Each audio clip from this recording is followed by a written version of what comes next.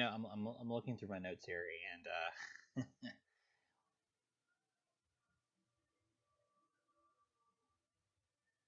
and it's not good. It's really not good at all.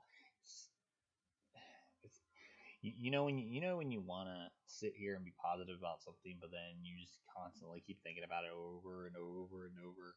And the more you think about it, the more you realize that it's a bad thing. That's not a great idea. That it's not gonna end well. Yeah, it's exactly how I feel right now. It's like I keep looking at this like something good happened. There were some positives here. There's maybe two positives this entire Raw. And the funny thing is, those positives are very, very minuscule, very, very small. And there's no way they could outweigh any of the bad at all. The goods are like so fucking small, it doesn't matter. And that's the problem. They're going to be small forever. They're never going to get any better. It's going to be an on vicious cycle, and nobody's going to care. And we're going to have this shitty WrestleMania, and the Royal Rumble is going to be predictable, and da da da da da da da da. I would love to think that anything's possible. It's not. It's not going to be possible. It's never going to be possible because shit is fucked up. So anyway, we're gonna go over what happened on Raw tonight. Like I said, there's maybe two good things that happened tonight. Two fucking total. Everything else is crap. So much crap. So much violent diarrhea grade crap. There's no other way to explain it. I'm sorry. So, but let's just go over what happened on Raw, and then you can determine whether you thought it was good or not. I mean, if you thought it was good, then that's your own prerogative. I thought it was complete crap, but who the fuck am I, right? I'm just whatever. I'm just some guy who lives in some place who watched it while doing something, and now here we are doing the same thing every week. Bored out of our minds, getting excited for a slight second, and then I was like, ah, no, no, no, no, no. Anyway, Raw started off with a tribute to Martin Luther King, which was nice.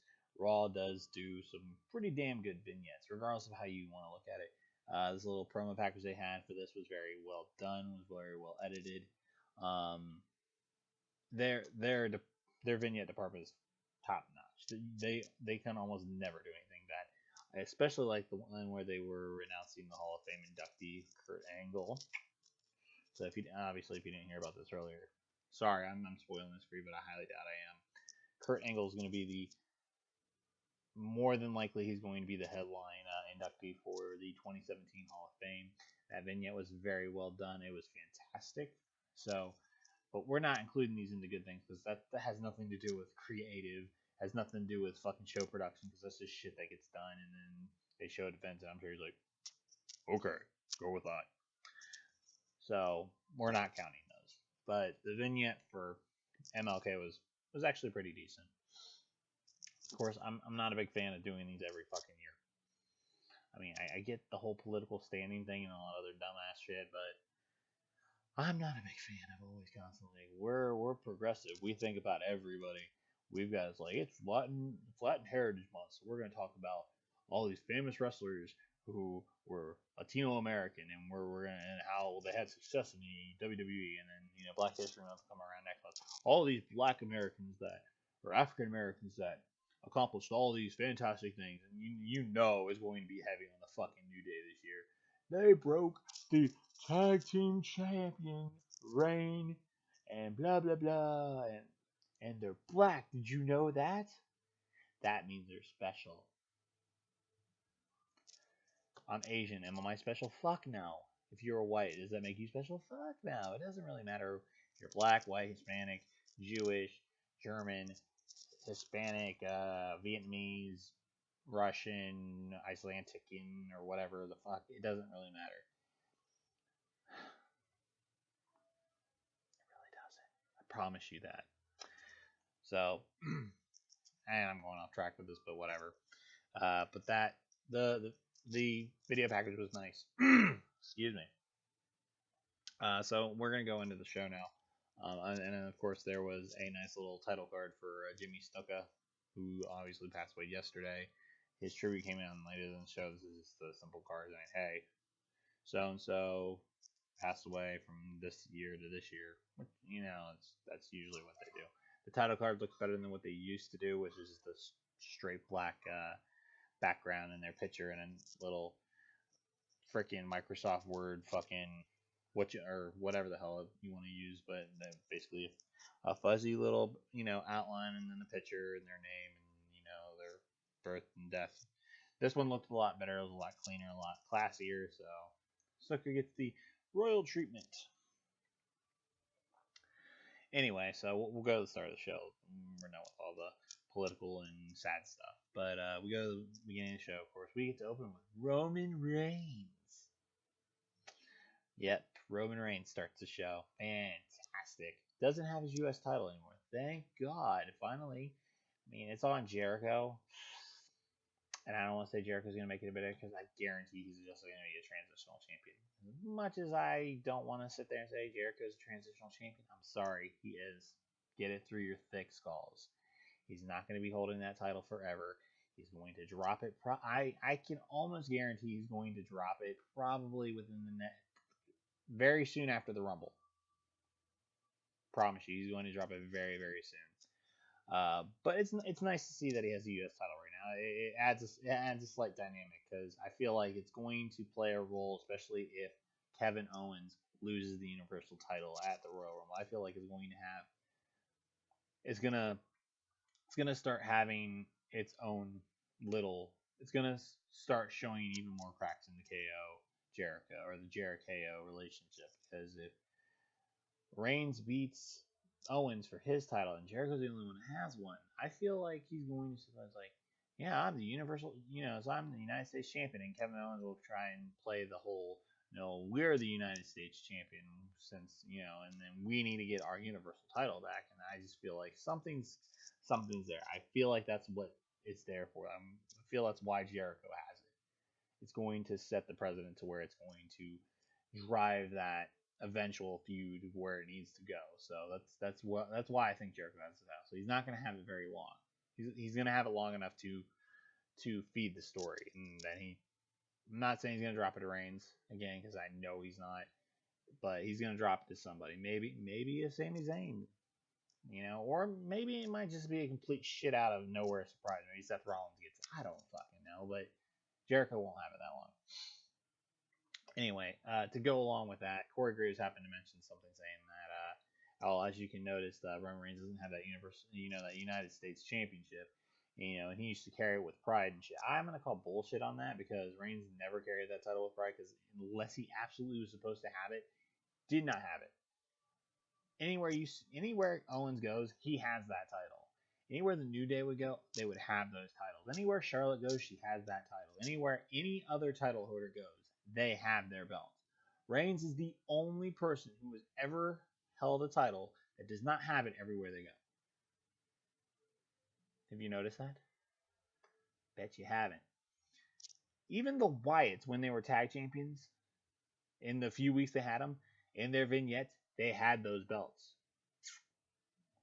And supposedly Bray Wyatt doesn't need championships to define his character. But they were in his vignettes. What does that tell you? If he carried it with pride, he would have done just like everybody else. Him not carrying it proves that he doesn't give two flying fucks about that damn title. That's why I'm glad he doesn't have it. And that's why he doesn't have it anymore. And he's not getting it back because he wants that Universal title. Did anybody else notice that during his little spiel, it's like, I'm not going to make excuses because when I was in the Shield, we used to hang. Basically, the entire conversation was, or whatever his promo basically was basically just him saying, I'm not going to make excuses. I used to sit here, and when we were in the Shield, we used to sit here and we used to gang up on people. So I'm not going to sit here and complain about how I got ganged up on. Yes, I lost my title. Yes, it was in a 2-on-1 situation. But, and mind you, he says but he doesn't say I'm going to get it back. He says, but when the Royal Rumble comes around, Jericho, you're going to be in that shark cage, and I'm going to be up against Owens one-on-one, and you've never beaten me one-on-one, Mr. Kevin Owens, and I'm getting that Universal title. Doesn't mention the United States title, doesn't mention getting his rematch, doesn't give a shit about a rematch. He just wants that Universal title. So now that he doesn't have it, now that he doesn't have to be bothered or burdened with it, he can focus on what he really wants. Which, like I said, which is what leads to Jericho being transitional champion. And no, Reigns is not getting it back. I don't know who's going to get it, but he's not going to hold it that long. If he gets to WrestleMania with it, I'll be surprised. I highly doubt it's going to go from him to Kevin Owens. I really doubt that. I mean, you realize how bad that would look if Owens goes from being the longest reigning Universal Champion to then winning the United States Championship off of Jericho. That's just going to look weird as fuck. And it's just going to make the Universal title look even worse. And it's going to make Kevin Owens' reign look worse than anything. Not that it doesn't look horrible as it is, but that's definitely not going to help it. Let's see. This surprised me. Little Rock, Arkansas was probably the hottest crowd that Raw has had in God knows how many weeks. They were actually alive the entire night. I don't know if it's because they were trying, because they gave a shit, because this is Arkansas and it's still early in the day. I don't know. Because you got to figure this went live at 8. In Arkansas, I'm pretty sure it was 6 or 7. It was 7 o'clock, I'm pretty sure. So, I mean, it was still early, so I'm pretty sure that had a lot to do with them being so hyperactive. But this crowd was alive, surprisingly enough. And on top of that, there was actually more cheers than boos for Reigns. There was boos. Trust me, there were boos. Yeah, I mean, it could have been a sound trick. It doesn't really matter. But there was, you know, you could tell there was more cheers than boos.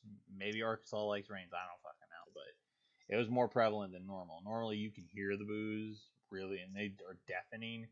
For once, they were not deafening, which is surprising, but who knows? Anyway, so Reigns goes and does his little spiel. Heyman comes out, and surprisingly enough, gets almost no mic time, almost none. He comes out, he starts talking about how he's the advocate and how Brock Lesnar is going to eat, sleep, elimination, repeat. Gets cut off. Crowd is chanting Goldberg at the top. They are just dousing him in Goldberg chants. Then Jericho and KO come out. Heyman dis-a-fucking-peers. And then, they sit here and talk about how now they are both United States champion and Universal champion. All right. We got dual champions. All right. And then Strowman comes out too, but then Rollins comes out, then Strowman comes out. This, surprisingly enough, looks almost exactly the same as it did at the end of Raw last week, where we had all these guys. The only difference is there's no Goldberg. Oh, wait. Sorry. Lesnar comes out. So we substituted Lesnar. We substituted Goldberg for Lesnar. So we have essentially the exact same setup that we had at the end of Raw last week, the beginning of Raw this week. Oh my God, no authority figures. I'm sorry, I just remember that. Just retrospectively thinking about it, we didn't see Stephanie McMahon or Mick Foley all night. I think this is the first time this has happened in weeks. Maybe that's another reason the crowd was like, I don't fucking know. But this is the first time we have not seen them for an entire 3-hour show, and God knows how long. We had a bunch of recycled bullshit, but that's one plus for Raw. We didn't see Stephanie and we didn't see fucking Mick Foley, so that's a plus in and of itself. But this essentially was the exact same startup as it was last week. And go figure, we're in the same exact boat as we were before. So it's like, and Brock Lesnar F5s Roman Reigns Superman punches Strowman, who also gets a flying knee from Rollins, and then gets a haluva kick from Sami Zayn, and then this is all Raw, all gets torn up. And usually this would be when Foley or Stephanie, oh no, this is gonna stop right now. We're gonna put y'all in a tag team match, a la Teddy Long, but that didn't happen, shockingly enough. So, but anyway, this is all very reminiscent of last week's Raw. The only difference is that Reigns is laid out, surprisingly enough. But then again, it's Lesnar. I'm pretty sure Lesnar's not going to lay down for fucking Roman Reigns. I mean, if he was told to, he probably would, but he's probably not going to. There was an intriguing spot where Lesnar basically cleared the ring and Strowman got up on the apron, and the dynamic is there. Obviously, they met in the Rumble last year, but there was nothing. He was getting ganged up on, so it doesn't really have as much weight as it did then as it does now. I'm not saying I want a Lesnar Braun Strowman match. I really don't think that would work. It would probably be intriguing to see. The match itself would probably be shit. Unless Brock Lesnar was able to actually suplex Braun Strowman more than once. But I'm not intrigued for that. I would like to see them, like in the Rumble. I would like to see a brawl by these two for like 30 seconds to a minute and a half. That'd be cool. But other than that, I don't really care. I don't need Braun Strowman versus Brock Lesnar at Fastlane for whatever fucking reason. Let's just get that out of the way. But there was a little bit of intrigue there, but nothing that I don't want WWE to go and jizz in their pants over. So let's just get that clear, okay? So anyway, apparently Bray Wyatt and Randy Orton are going to be in the Rumble, even though they haven't officially announced that they're in the Rumble, which they're probably going to do on Tuesday. Michael Cole decides to point out that Orton and Wyatt are in the Rumble. Yet almost every vignette card that they showed of who was in the Rumble so far does not feature Bray or Randy Orton. Which they also had another graphic relating to that too, because Cesaro and Sheamus were on a video graphic before their tag title match. And apparently on Twitter they pointed out they were going to be in the Rumble, but I don't follow everybody on Twitter. I don't have that. I'm not going to do all that shit anyway, so. But with that being said, apparently they pointed this out on Twitter. Didn't point this out on WWE television, so. But the card showed that they were in it before Michael Cole pointed out, oh yeah, they're in the Rumble. But those are little things, but little things that I tend to notice. But either way, like I said, apparently Wyatt and Orton are in the Rumble. So thanks, Cole, for letting us know that, because apparently they weren't going to tell us this tomorrow. But thanks for making sure we knew that. Thank you so much.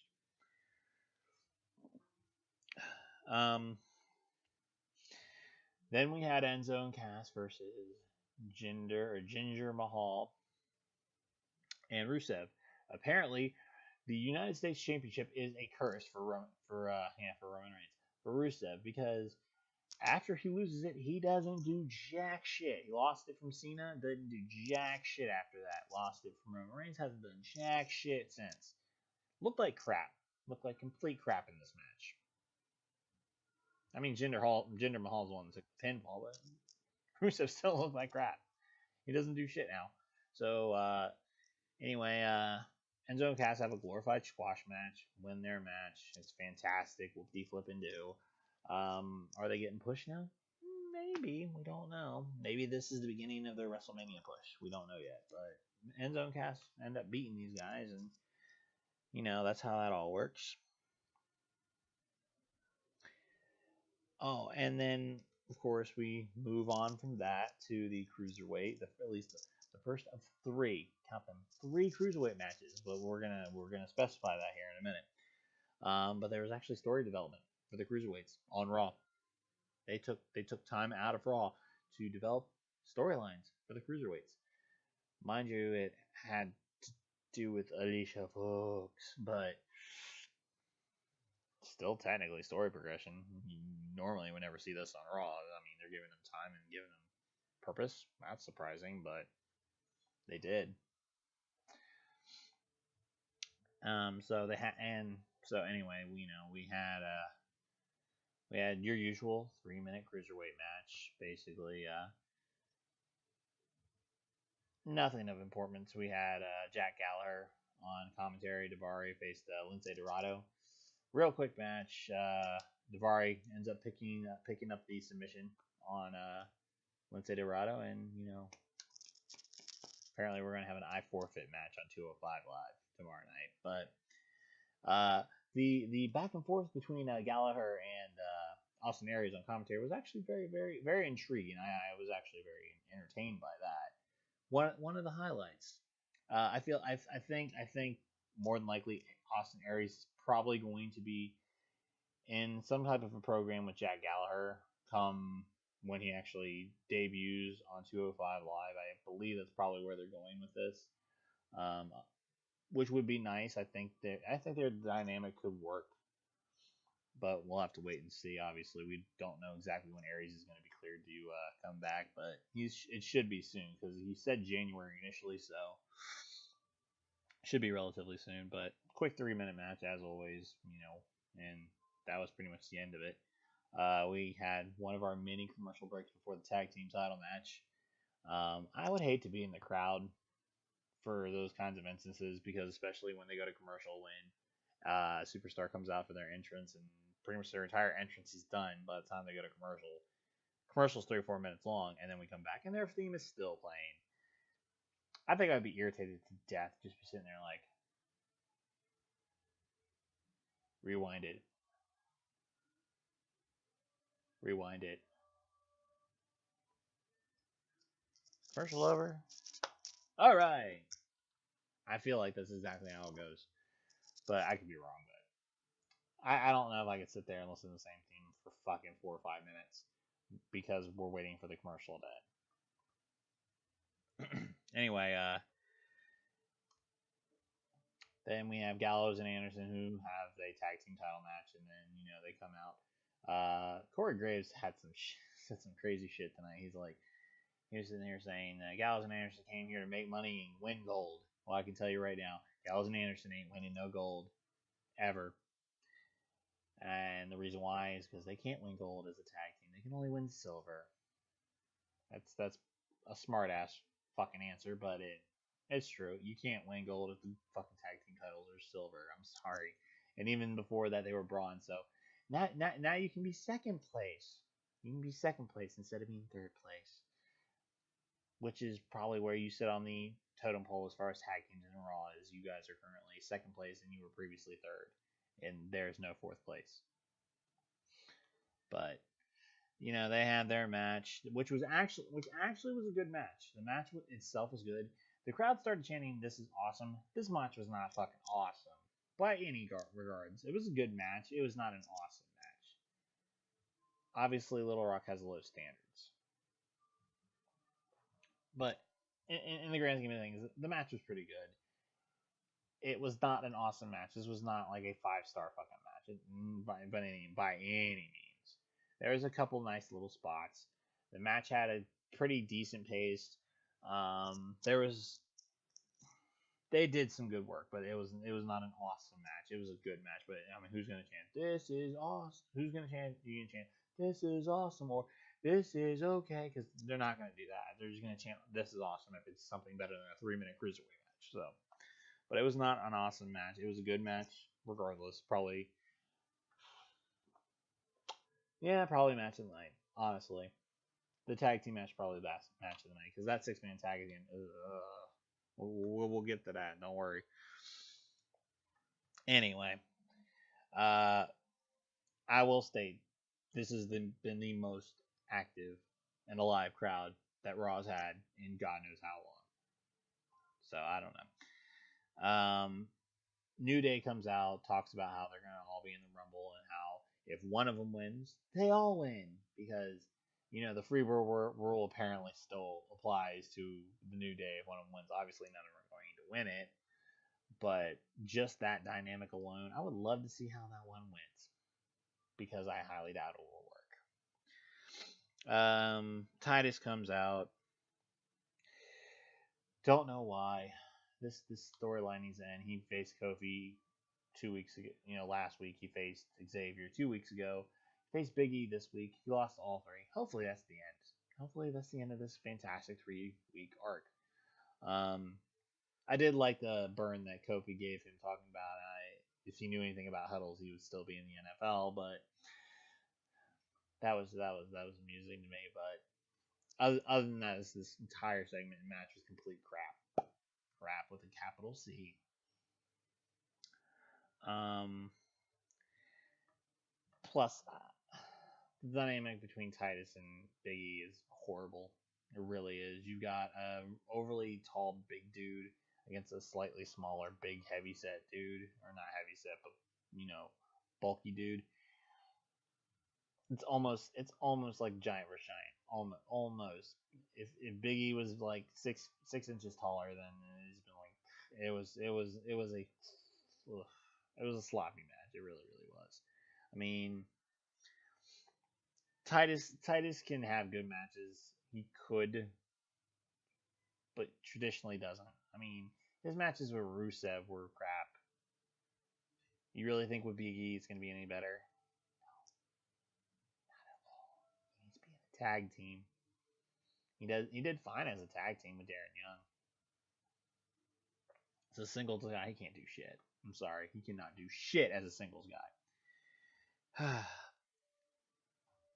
I would love to figure out who's going to be Titus' first sponsor. I really would, but I'm sure that's on a laundry list of things that Titus needs to figure out. One thing I did notice during this match before, Titus thought it would be a good idea to spank Big E. I don't know why he did that. That was dumb as fuck. And of course, we had to do the new face up while he's spanking Big E. Do you realize how disturbing and messed up that looks? Just looks weird. It just makes you look stupid. There's like, anyway, I happen to notice this. There's a lot of signs with face holes in them. I mean, a lot. I think I saw 3 or 4, at least 3 signs where there's a hole cut out, and they're like, Roman Reigns is #1 fan. This 8-year-old. Yeah.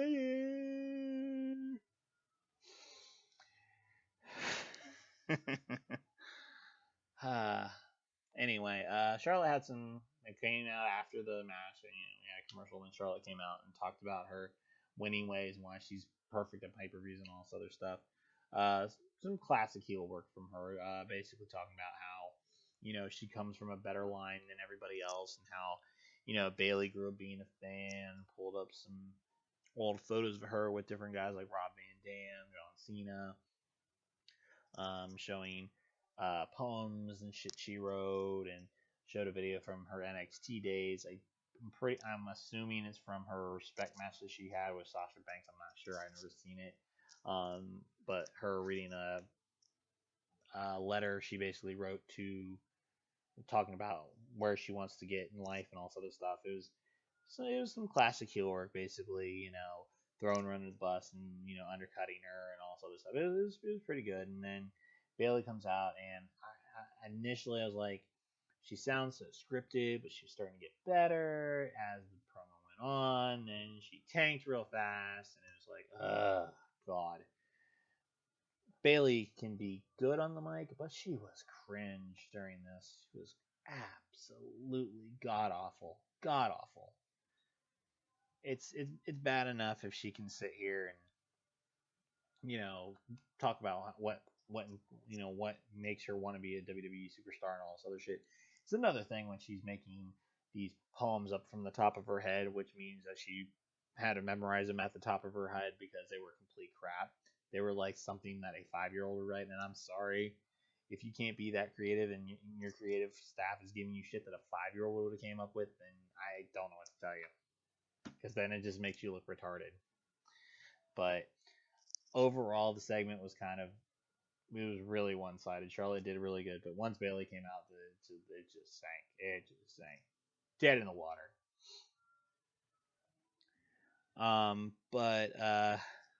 And then, of course, throughout the entire night, every 30, 45 minutes, we had to see the segment where Brock came out, because we've got to make sure, Brock showed up in the first 10 minutes. We said Brock was going to be here, so we're going to keep showing you this, so that way you can think that Brock might show back up in the main event, because it's just Brock Lesnar, but he's not coming back. But we're gonna play him up, and we're gonna keep using that footage just so we can keep giving him a little spike in ratings, just a little bit.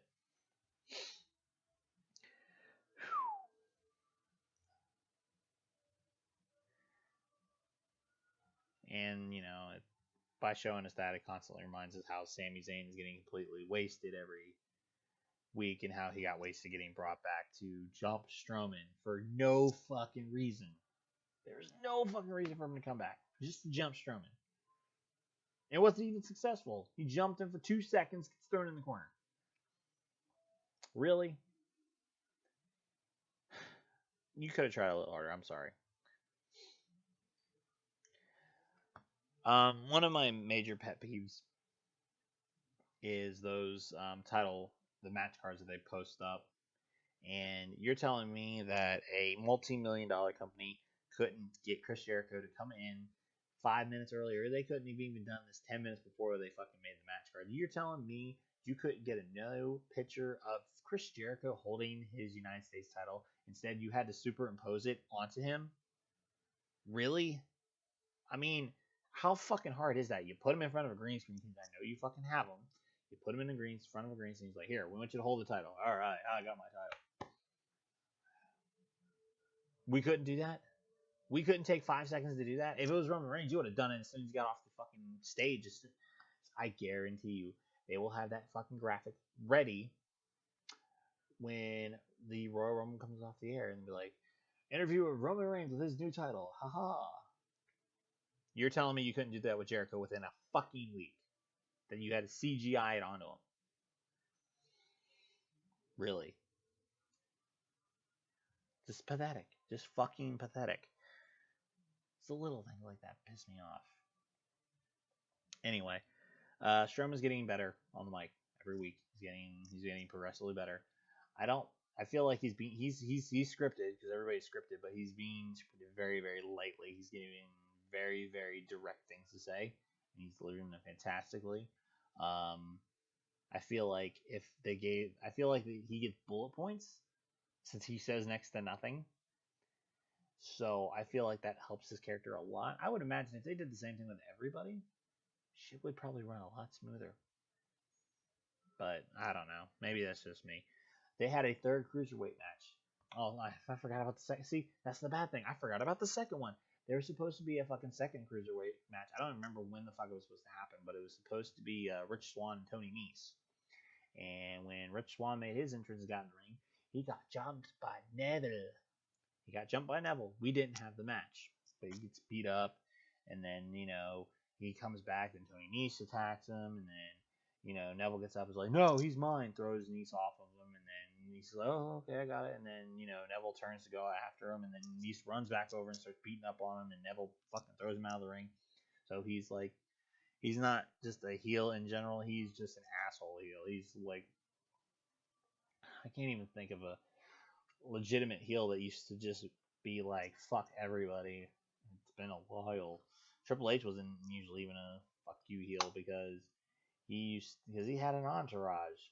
Even probably Randy Orton's probably the one I can think of where it's like, it doesn't matter if you were heel or face, he would RKO you regardless. But Neville's playing the mega heel basically. It doesn't matter whether you're babyface or heel.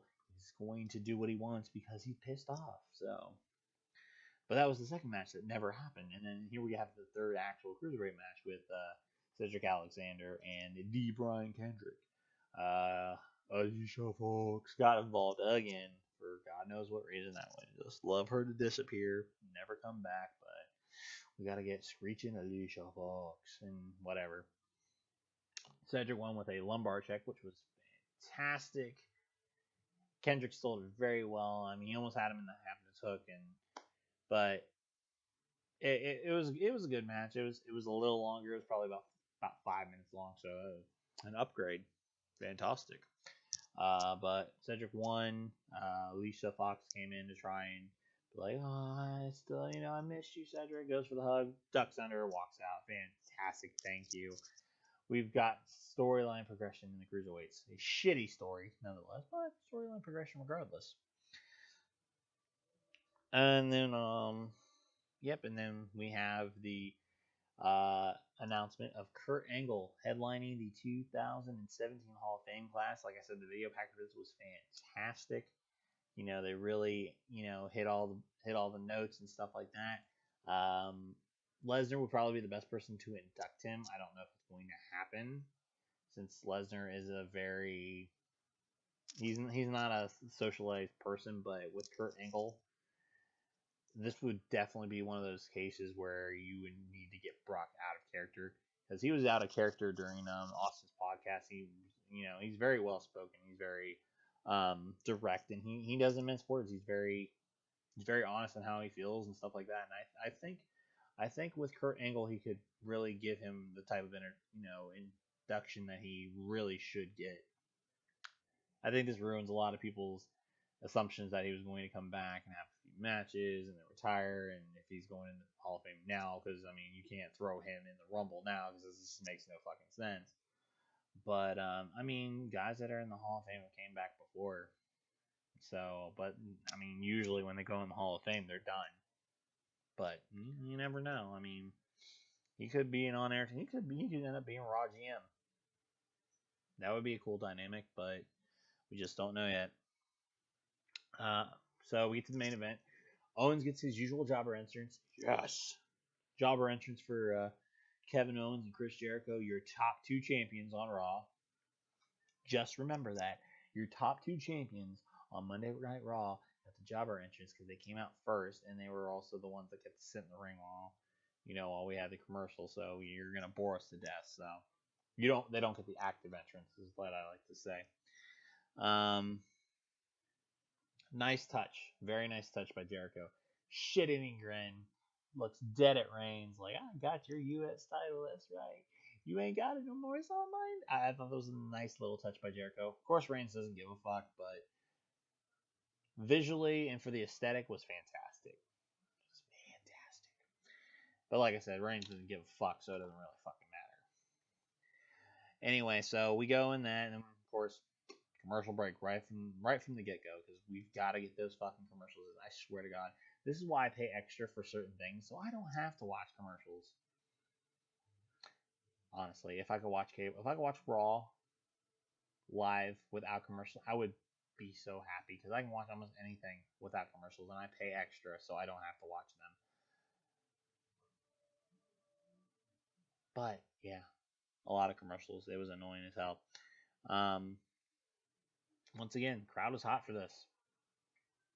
Don't know why. I mean, the match was not great. It really wasn't. It was definitely not a main event caliber because I hate when you throw in 6-man tag matches for anything. Because 6-man tags are just hectic as fuck. I mean, hell, this shit broke down 3 separate times. And they just start brawling, and the refs sitting there all conflustered and shit, and it's just like, whatever. And it was just a mess, and it was ridiculous, and I don't know. It was just weird. But Zayn gets destroyed as per usual by Strowman. He's the one that eats the pin after a sidewalk slam. 1, 2, 3. Strowman's gonna take him up and put him through the table. Obviously, he gets attacked by Reigns and Rollins. Bunch of shit happens. Rollins brings up a chair, hits Strowman. Then he gets speared by Reigns. He's out the rest of the night. Jericho and Owens come up. Rollins tries to get the upper hand. Owens gets the upper hand again, knocks out Rollins and Reigns, and then powerbombs him through the table while he's the only one standing. First time I've seen Owens look strong and dominant since I don't fucking know, since he fucking feuded with Cena. It's been a very long time since Owens looked dominant at all. And he looked dominant at the end of this because he's the only one standing. But that sends me the blatantly obvious message that Reigns is going to win because it really depends on what's going to happen next week. I don't think because this is 2 weeks in a row that Roman Reigns has looked weak per se. Because last week he got beat for his title, and this week he gets powerbombed through a table to end Raw. 2 weeks, 2 weeks with Roman laid out on his back. Really? I wouldn't have expected that. It doesn't normally happen. But 2 weeks he got laid out. What happens next week is going to have a lot of determining factors in what happens at the Royal Rumble. but he got laid out twice the last 2 weeks. You cannot tell me, based on those factors and based on the fact that Kevin Owens stood tall over him tonight, even though there's one more Raw before the Royal Rumble, you cannot tell me that the favor is not for Reigns to win. So, anyway, that's what happened on Raw. In the end, complete crap.